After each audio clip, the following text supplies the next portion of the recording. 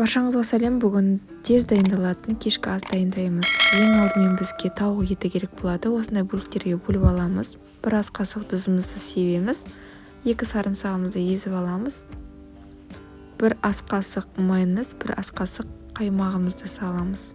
Көз мөлшерде қара бұрыш себеміз. Бір ас қасық паприка саламыз. Көз мөлшерде осылай соевый соус қосамыз. Барлығын жақсылап тұрып араластырамыз. Араластырып болған соң бетін пищевая пленка немесе пакетпен жауып маринадтауға жібереміз. Оған дейін көкөністерімізді ашып турап аламыз. Противенге қағазымызды төсеп сұйық майымызды құйып, щеткамен осылай жағып шығамыз. Картопымызды жіңішке қылып турап, жайып шығамыз. Бетіне жуамызды себеміз. Сәбізімізді қалғанынша кесіп аламыз.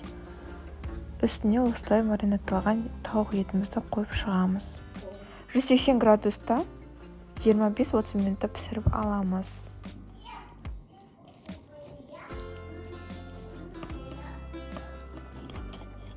Көп уақытыңызды алмайтын, бірақ тез жасалатын тағамымыз дайын болды.